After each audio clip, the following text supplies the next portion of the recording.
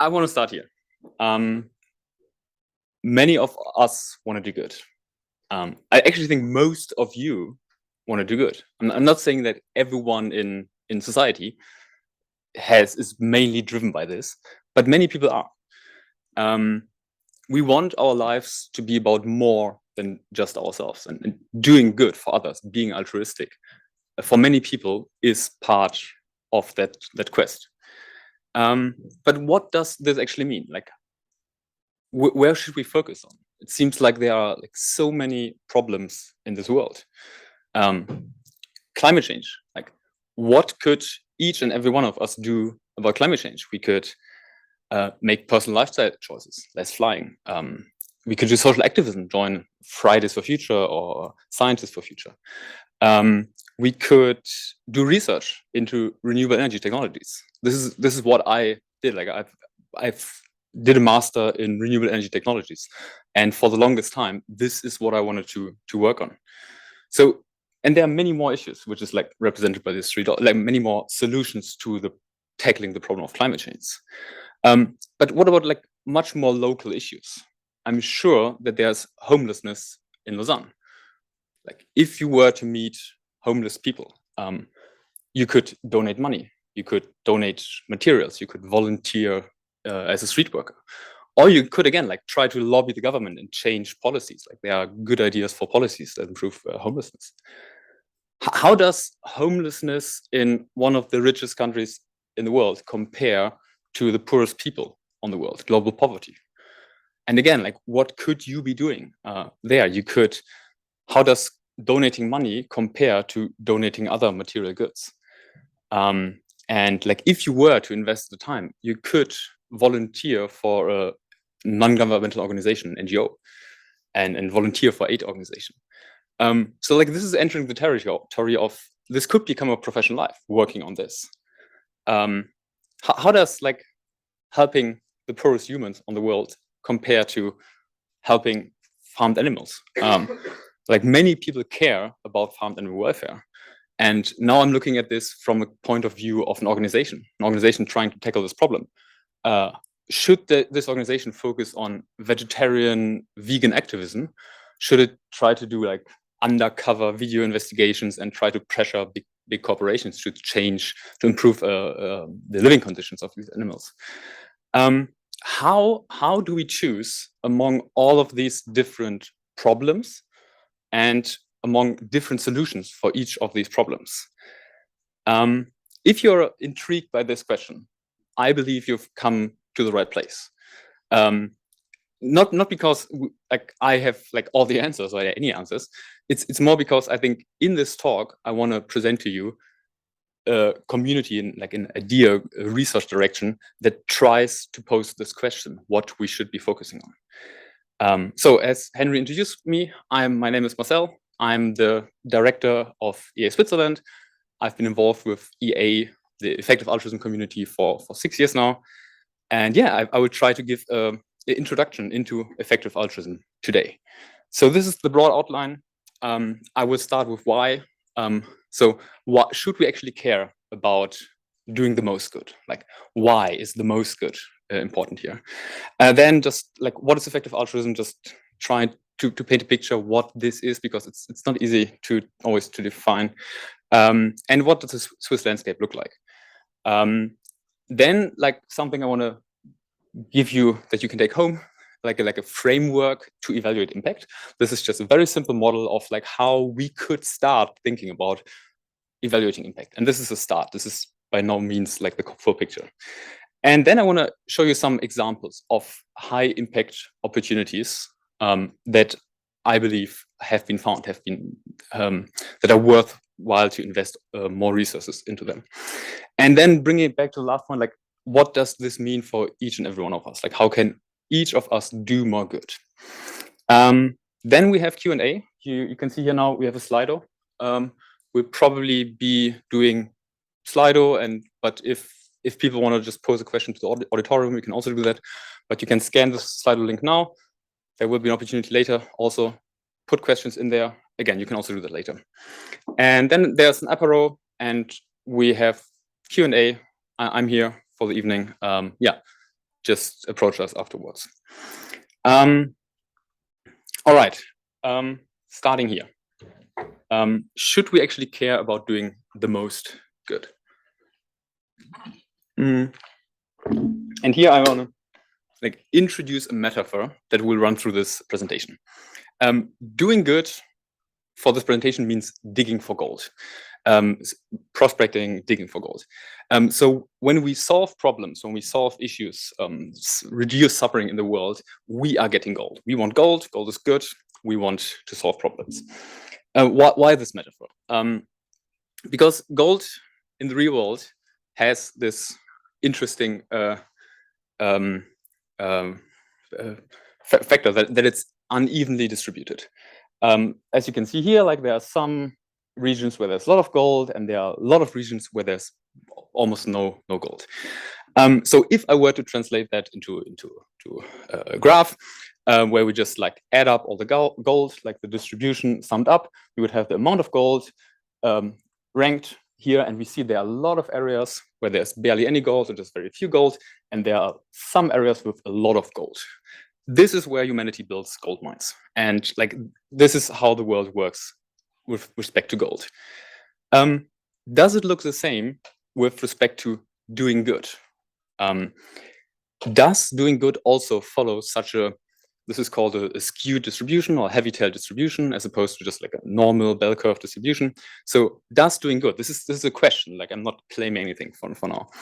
If this were the case, we would be super interested in what those issues are, what those problems are, what are solutions to these problems, which are the organizations working on these most effectively. So if this were the case, if doing good was similarly distributed to gold in real life, we would be interested in these. Let's look at a real world example. So later on, we will try to compare problems or working on high impact areas between different cause areas. For now, I just want to focus on one cause area, global health, one big problem, HIV, AIDS, and we look at 4 different interventions and just try to what does our gut say about these interventions, how effective they are. So one intervention against HIV/AIDS is antiretroviral therapy. This is, you take medication which reduces your viral load, so you have less of a disease burden and also less or not infectious anymore. This works very well, and this is in use more and more, I believe. Completely different intervention to attack the problem or the suffering caused by HIV/AIDS is surgery for the cancer that's caused by HIV. Cancer very often is caused by HIV at later stages, and we could be doing surgery. And in the last decades, this surgery, to my knowledge, has been getting much better, and certain kinds of cancer can be effectively reduced by surgery. Again, completely different intervention, tackling the same problem, is educating high-risk groups, how they can reduce their risk of getting infected at all. High-risk groups could be people in areas where there's a lot of HIV prevalence, or sexually very active groups, educating them, targeting them. And a fourth option, distributing condoms. Condoms are effective at eliminating transmitting HIV, and they're very cheap. So we could just distribute condoms. If I gave you $1,000 and you had to choose just one of these interventions, which one would you choose? I'll have you think for 20 seconds, maybe talk to your neighbor, and then we do a mini survey about this.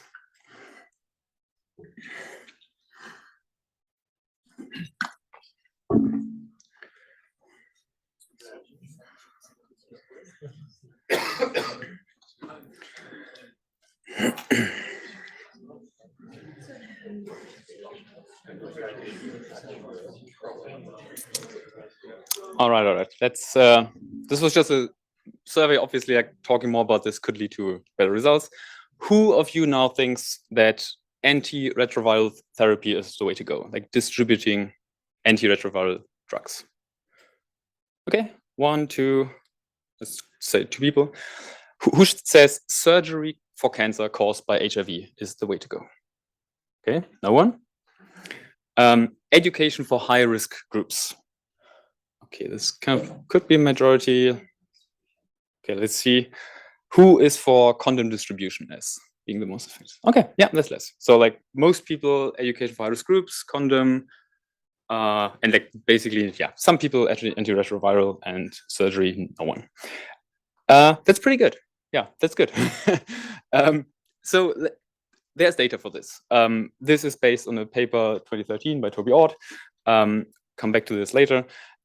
So this tracks the years of life saved for $1,000 US, and these are quality adjusted life years. This is a measure that's very often used, quality adjusted life years, QALY. And so let's see how these compare. If you were to invest in surgery, you would get with $1,000 0.02 quality adjusted life years. This would mean you would save a year of life for $50,000 US. That's actually, I think that's not bad. Like if I were in that situation, I would happily try to give $50,000 US for a surgeon to get 1 year of life. But yeah, this is not even close to the effectiveness we can get from antiretroviral therapy, which is more effective almost by a factor of 100. So here we would get a year of life for $660 US, I believe. Next is condom distribution, which looks even better. Like you can see, like these graphs adapt. So here, if we spend $1,000 US on distributing condoms, we would get 12 years of quality adjusted life. And as all of you guessed rightly, the final intervention is the best, twice as good. And like just like the difference here is like staggering. This is like a factor of 1,500. Like this is 3 degrees of magnitude for this one specific intervention.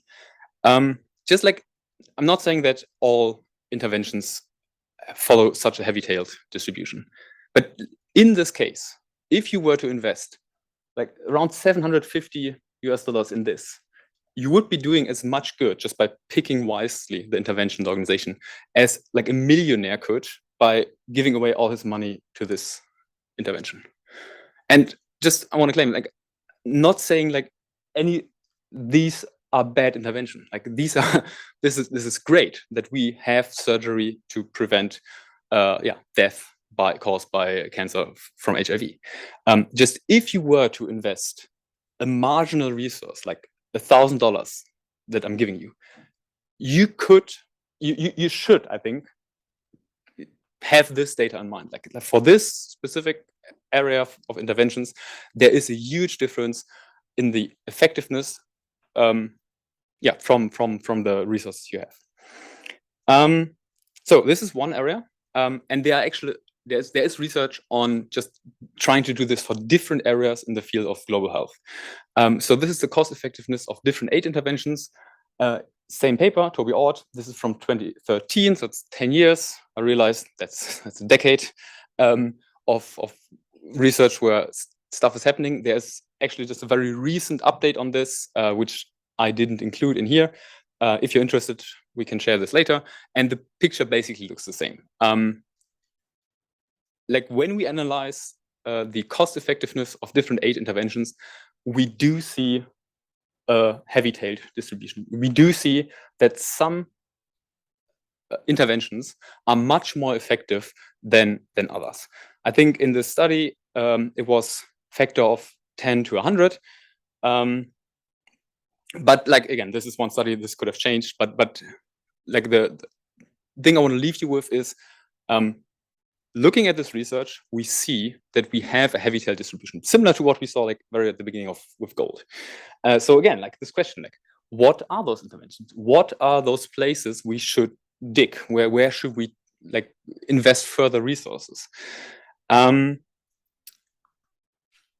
trying to sum up what I've just said, like the argumentative chain leading to one of the key insights of effective altruism. There are many problems in the world. We saw this with the slides show at the beginning. For each problem, we can have many ways to solve them, many different ways. Just look at what we did with HIV/AIDS. There are just completely different ways of tackling this problem. And as we just seen from some data, some of these ways are much more effective than others. And this leads to the key insight that if we want to have the most impact, we should be looking for certain high impact opportunities. This is what in this talk will be the gold we're looking for. And then later I will give some examples where we believe to have found gold.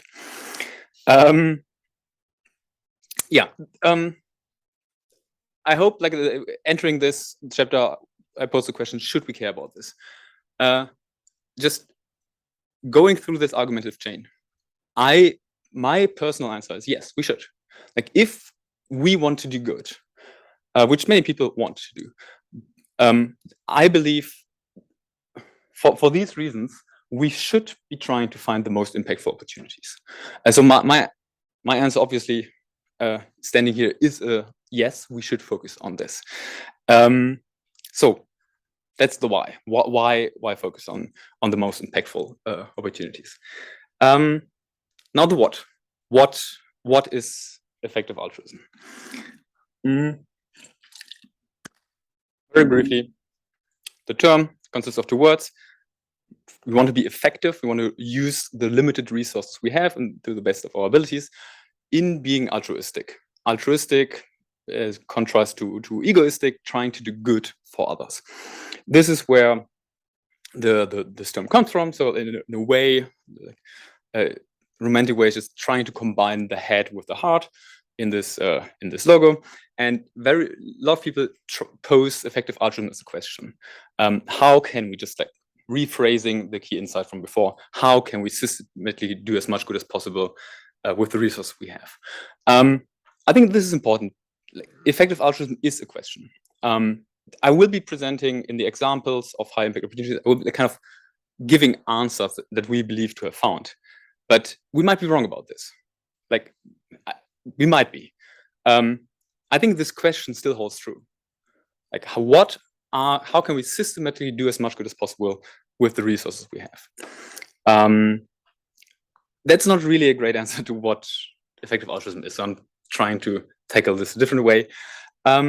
It's a social movement. It started in the 2010s based on philosophical work that was done by various philosophers, lots of them in Oxford. It today consists of a multitude of organizations. There are research organizations, there are grant-making organizations, and there are like kind of meta-organizations which try to promote these ideas. Today, it's for me, like the most important answer is it's a community of people organized in local groups, as we have one here in Lausanne. There's meetups, there's conferences, there are online spaces where these people come together and try to like find answers to the questions and apply these to their own lives. We'll come back to this in the last chapter. How can each of us apply this? So, like, in a way, for me, effective altruism is just a movement that wants to mine as much gold as possible together. Also, just very briefly, we're here in Switzerland. I'm director of Effective Altruism Switzerland. I'm happy to talk much more in detail what Effective Altruism Switzerland looks like, what the landscape is here. Just very briefly, we have local groups in Lausanne, we have one in Zurich, we have activity in Geneva, in Bern, and in Basel. We have several of these organizations, research institutes that are tackling, like working on problems which are like somewhat aligned to effective altruism. And they are based in Switzerland.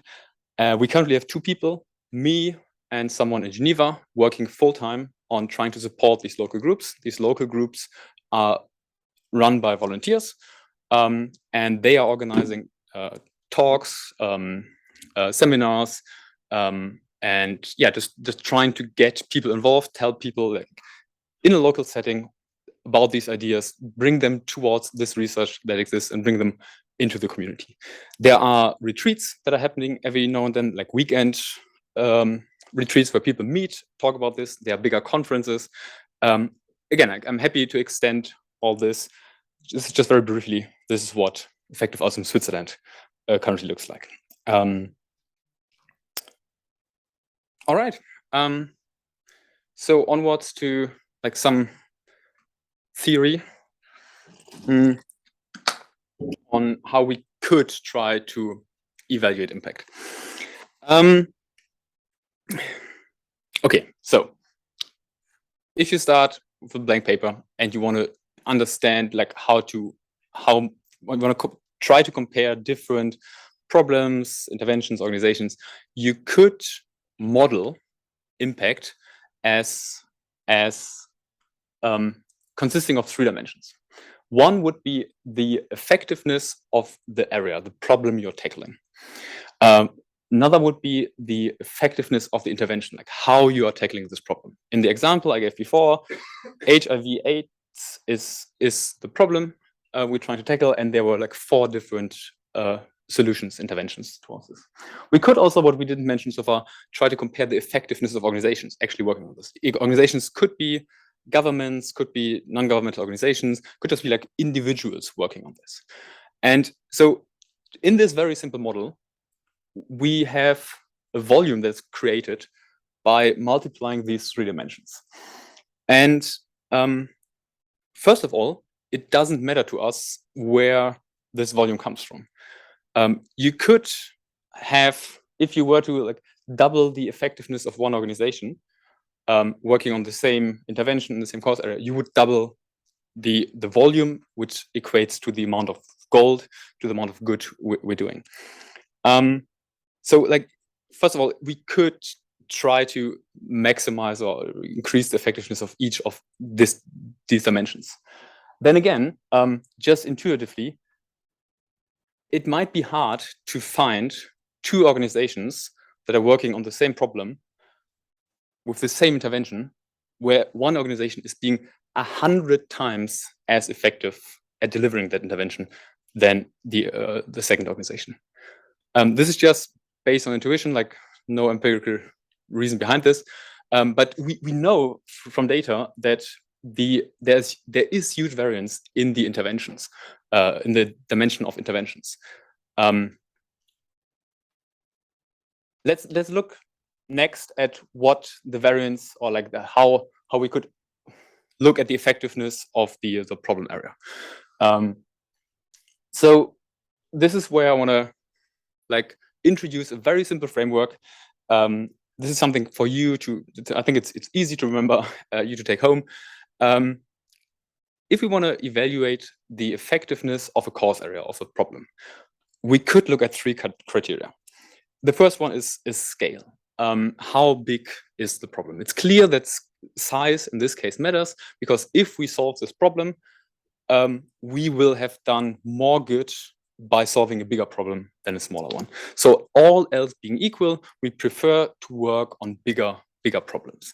Like in this metaphor here, we see like there are like same amount of people working in the same conditions, but on the right side, we're just working on the much bigger gold resource. So if eventually we completely solve this problem, we'll have much more gold in the right world. So all else being equal, we prefer the right world to the left one.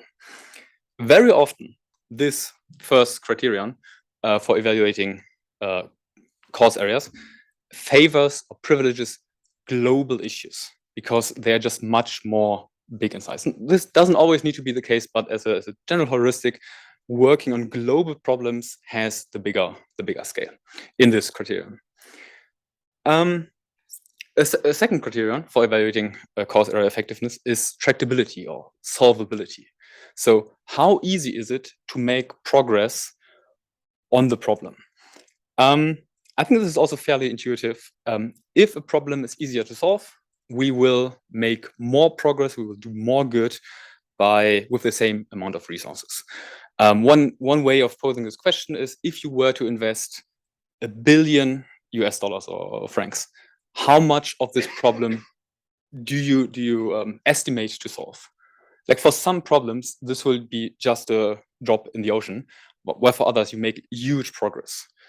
And sometimes, like, not always, but problems where we know that solutions exist are much more tractable.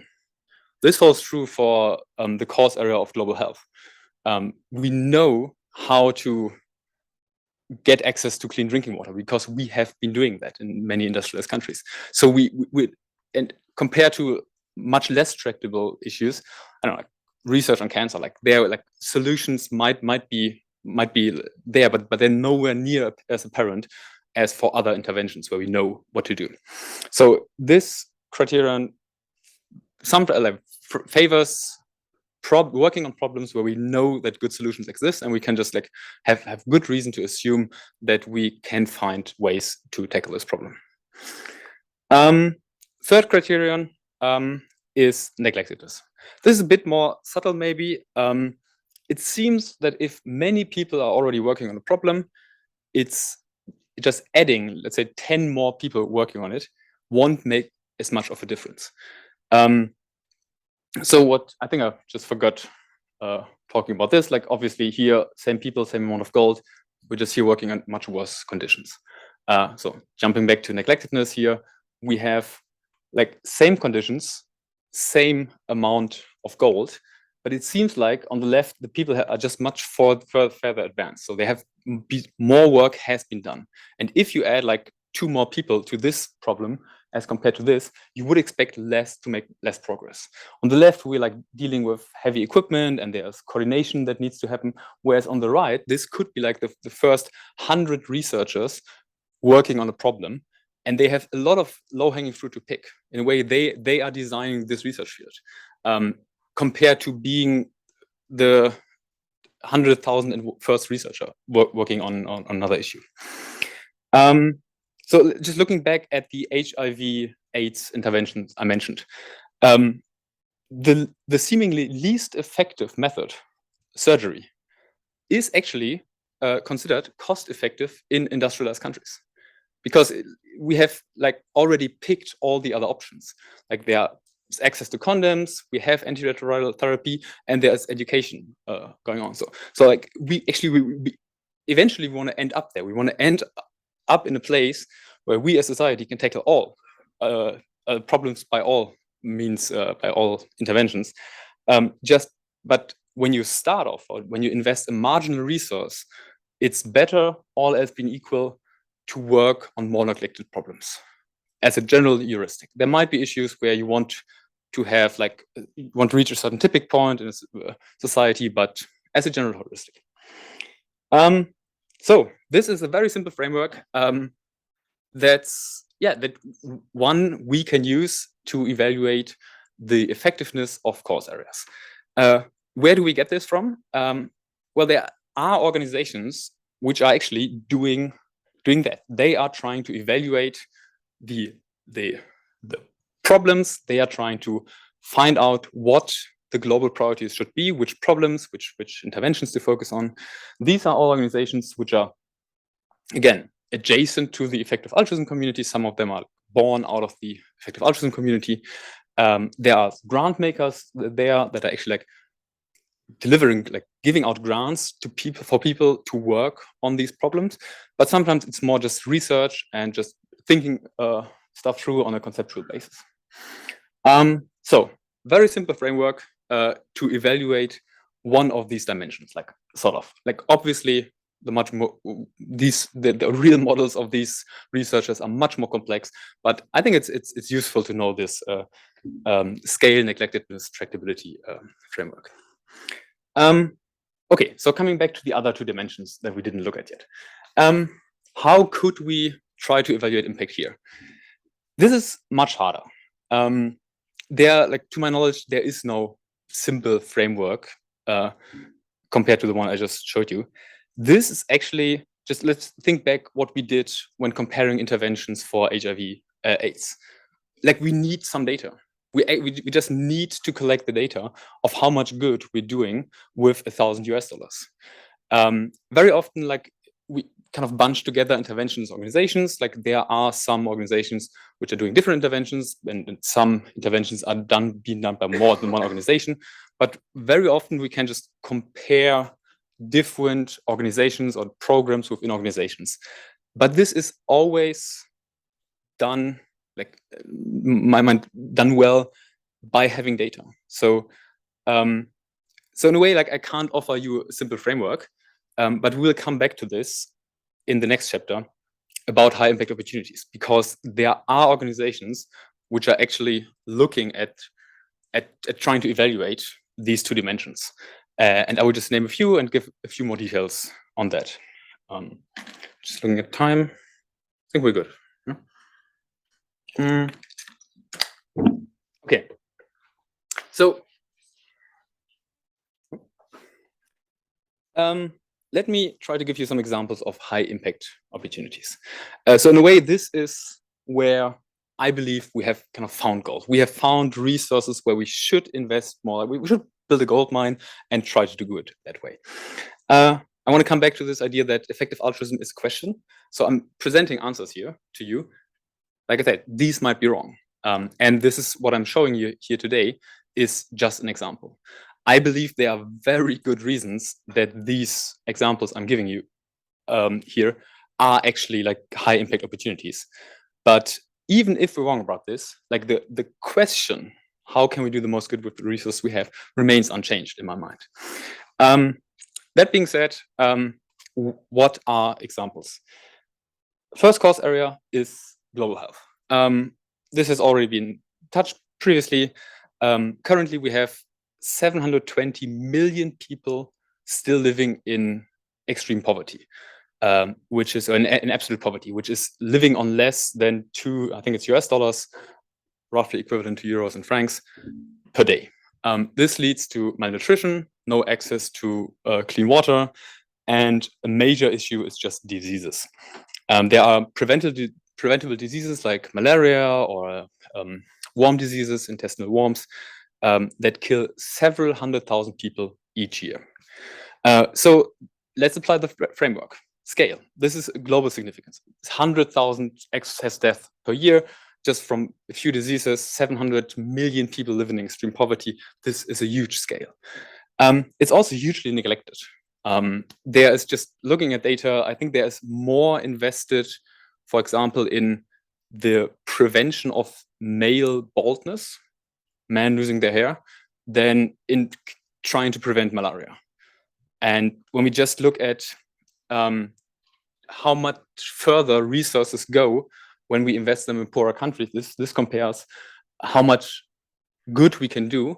This is saving one life.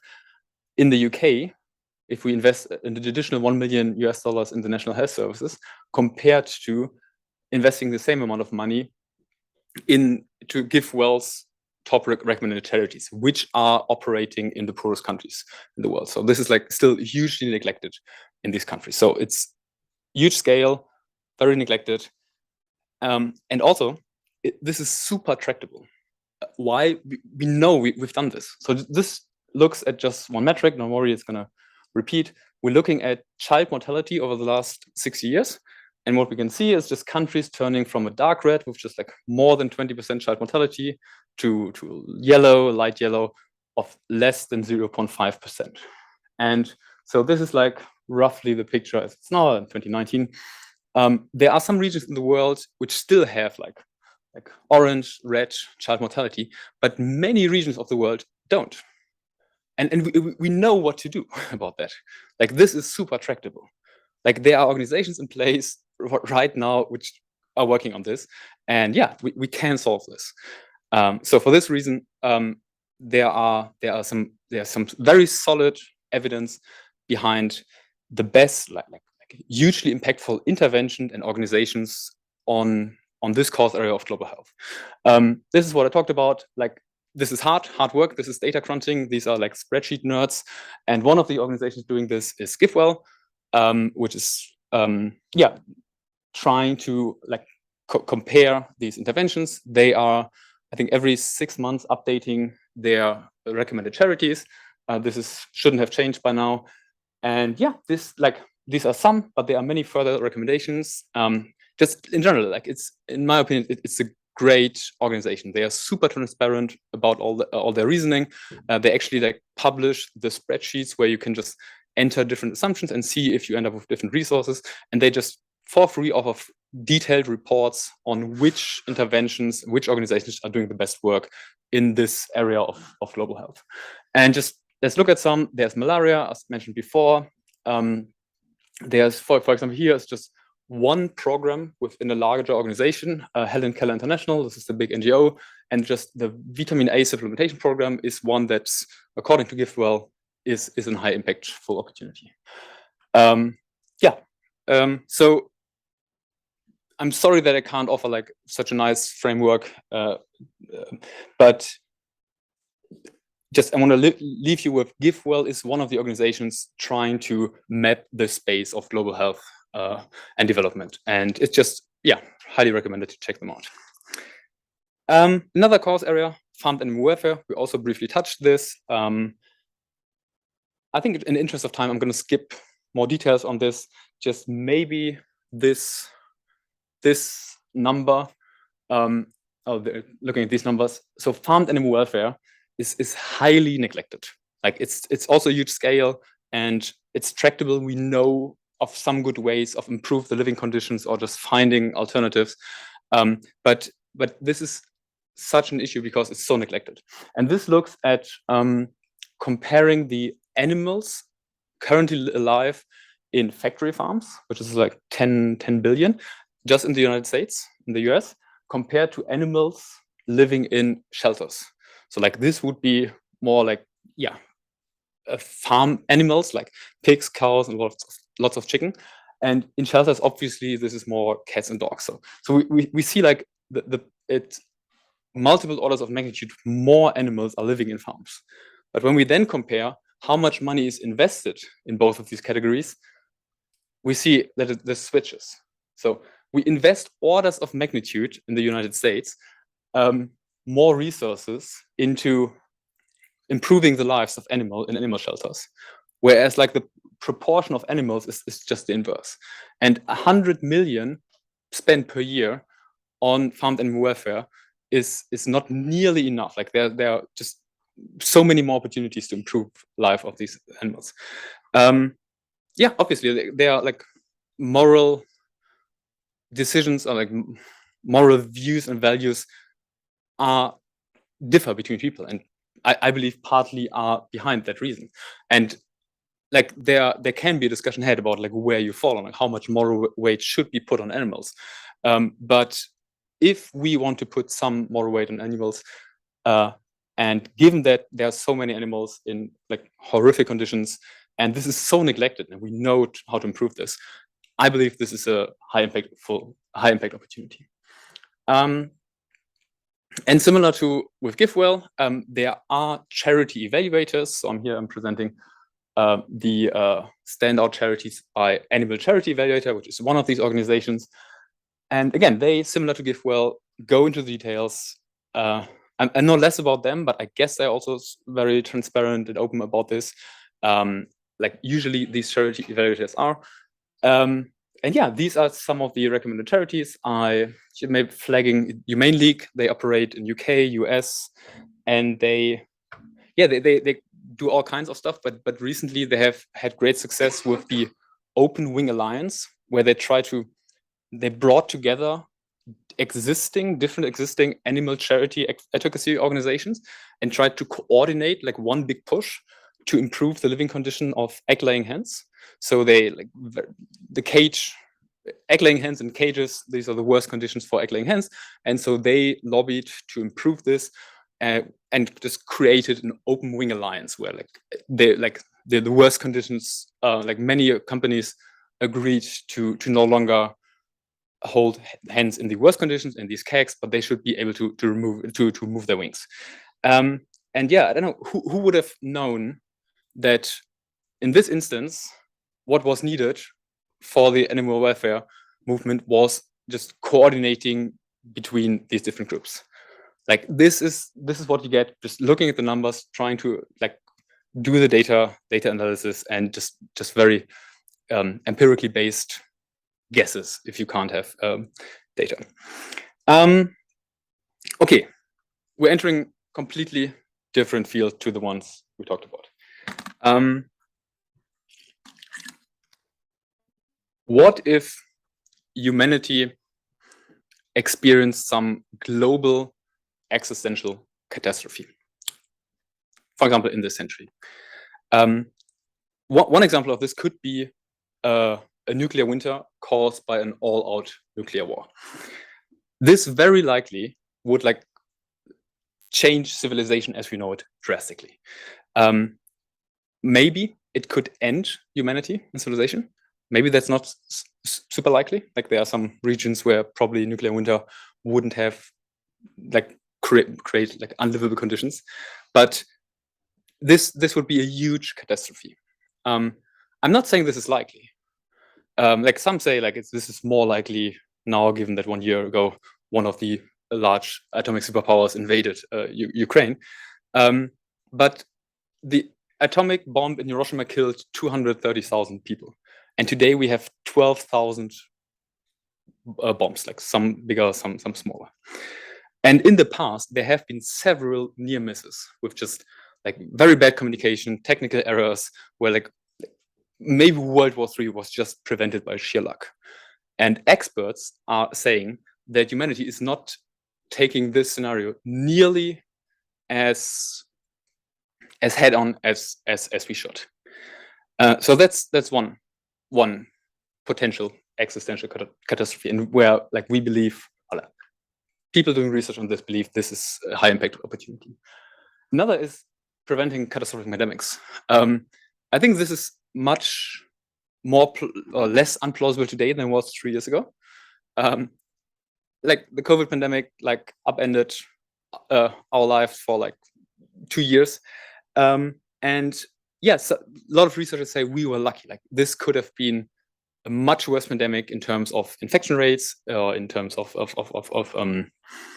mortality. And yeah, like sure, some stuff worked out great. Like we have mRNA vaccines, but some other stuff, like how we coordinated as society, and just fake news, and just the credence that's given to the best scientific evidence we have, maybe not so great. Like how well prepared are we really for the next pandemic? And this could be like a zoonotic pandemic, like jumping from animals to humans, as it has happened like countless times in the past. But now we're also entering like this engineered pandemic possibility, where like biotechnology has made such advances, and there is actually what's currently happening is gain of function research and trying to increase the deadliness of pandemics, to study, to understand it. Like there's like some like serious actors are like openly asking whether COVID was caused by lab leak. And if not today, like lab leaks have happened, and just like preventing catastrophic pandemics could be a high impact opportunity, just because like we can look at scale, neglected distractibility. Yeah, this could be another place where we should invest many more resources as a society. Last one, trying to make this quicker, risk from artificial intelligence. Obviously, AI, huge buzzword right now. Like I've played with ChatGPT. Maybe some of you have heard about Bing and Sydney, and how misaligned it was, just bad comments. And this is something that AI safety researchers have like warned us for years and decades, that we will have more and more powerful artificial intelligence that can either be misused. We could think about like a chatbots writing fake news, or that could be unaligned. Like they are not doing what we want them to do. And they could be like hugely powerful. Yeah, just showing you one data point here. There are, like, according to data from AI Watch, there are 40,000 researchers currently working as a full-time equivalent on AI capabilities, making AI systems more powerful, compared to like roughly 300 working on AI safety, making artificial intelligence more safe. So again, like this is obviously like a worldwide coordination problem, and there's like AI race dynamics between countries, between companies. Yeah, this could be just a huge. Like we want many more people probably working on this. This was just a slideshow of some opportunities. If you're interested, there are many more on, for example, 80,000 hours. On like this is very like this is discussed a lot on the Effective Altruism forum, and just this there. What I want to leave you most with is there is some actual research on this. People are working full time on figuring out what we should be working on, what the most effective interventions are, how we can compare them, and yeah, I believe that more people should know about this. That there is this body of research of evidence that we have. All right, this leads to the last chapter.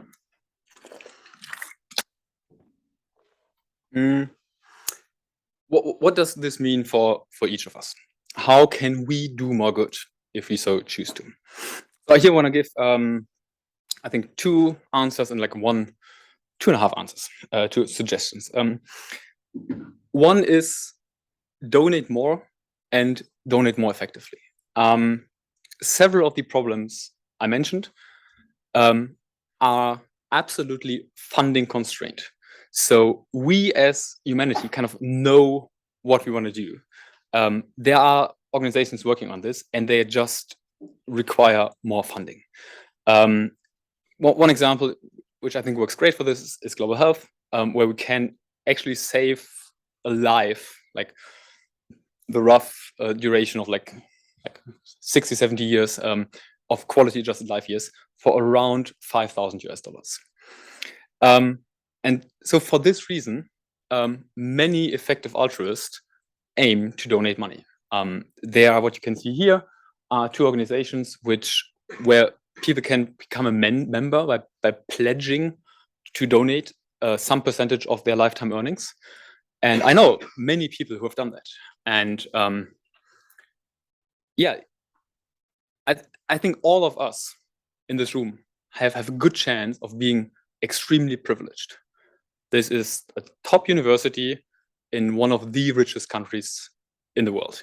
You can actually do like a calculation, your expected earnings, and see that we are likely, just on average, likely to be in the top 1%. Donating some part of that money to high impact opportunities can do just immense amounts of good over the course of our lifetimes. If people want to donate, like there are organizations which make these donations tax deductible, because very often they can only be tax deductible if they are registered organizations in your country, and there are some like intermediate people who just are registered in Switzerland, for example. Effective Spenden, they take the money and they forward it to the organizations that you prefer to receive that money. Yeah, so I think many of us can aim to donate more and to the most effective organizations. Skipping this, just interesting TED talk about this. Just if you have the time, this is just an illustration of the fact what this could lead to if more people donated. Second suggestion, and I believe this is the most important decision we can take if we want to have impact. Choosing a career based on these ideas, having impact in mind, and being aware of the research and the information that is out there on how to be most effective. So on the left, what you can see is this is supposed to be an image of 80,000 dots. And this represents the average working hours that people spend in a normal career. So this is, I think, 40 hours per week, over 50 weeks, over 40 years. You end up with 80,000 hours. So why is career choice important? Because like we are spending, like most of us are spending like huge amounts of hours working on something. If we make this something, if we just adapt it slightly towards something that is fun for us to work in, we earn a comfortable living, plus we're doing good, we can do immense amounts of good that way. The second reason is, I said before, like some problems are funding constrained. Other problems are much more talent constrained. If we were to give $10 billion to the AI safety community, they couldn't just create AI safety researchers. This is a talent constraint problem. So we actually need people working on these problems. We need talent on this. One key EA organization is 80,000 Hours. So they have this idea in their name, and they offer free resources and materials for people who are interested to learn about high impactful career opportunities. So they collect research on course areas. A lot of the research that they used in here comes from them. They have a job board which they constantly update with high impact opportunities, and they also offer one-on-one career advice and other just great materials. So I believe that those are great, even if you don't care about impact at all. I think these are great career guides and career resources they've put together. Like for this, like because career choice is such a key issue, Effective Altruism Switzerland is also gonna kind of go through these resources that are out there. Like we have adapted, like using these resources, we have like kind of created a career program that will be run online over spring. And like the question here is, if you have 80,000 hours, like here in the background, in your, oh, there's one dot missing. If you have this many hours, like how much hours should you think about where to invest these hours? Like how much time should you focus on finding a high impactful or like career that you're passionate about? I would argue like it could easily be hundreds of hours. And like if this interests you and you are willing to invest, I think it's roughly 25 hours into this career planning guide, scan the QR code or let us know. Like this will also be advertised by Effective Altruism Lausanne. And like in general, like if you're not interested in this particular, no worries. But like the basic point still holds true. Like we have 80,000 hours. We should invest some of these hours in the exploration of the best opportunities or the career that's high impact if we want to do that.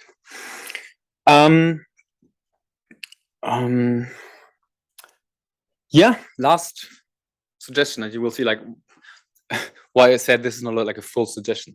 I think becoming part of the Effective Altruism community is more of a support for these other two. And also like I understand it's very obvious that I'm saying that. It's basically my job to talk about the Effective Altruism community. It's still my honest opinion that being like, if you aim to doing good in your life, I think being surrounded by people who have shared these values is immensely powerful. Just like having people with whom you can discuss these ideas and discuss how they apply to your life helped me a lot, and it is helping like hundreds of people like every day. I think it's great for getting support. Just this is what I always find so interesting about being part of the Effective Altruism community. I've rarely encountered such a helpful community, because in a way, me helping you to do good is I'm achieving my goal. Like I want to do good. Yeah, maybe you will discover this for yourself. Just being part of a community that has the goal of just doing good is immensely gratifying, because people are helpful and open to helping. I think it's also just there are amazing, smart, talented people in there that you can continue to learn from. And there's discussion, reading groups, conferences. This doesn't mean that effective altruism is perfect. Like there are issues. We want to be more diverse. Like we want to diversify our funding. There are like, how much do we defer to the opinions of some organizations or some individuals? Like, but I still, for me, the effective altruism community is doing good. For me, that's obvious. And I think just personally, I'm doing more good today because I joined this community and just talked to people and just became part of discussion groups and reading groups and so on. If this is intriguing, and this is where I end my presentation, yeah, if this is intriguing to you, we have Henry now, who is the president of Effective Altruism Lausanne, and he will just present to you like the next events that are organized here in Lausanne for this community. Yeah, and afterwards for the Q&A, I'm back here, and yeah, thank you for now.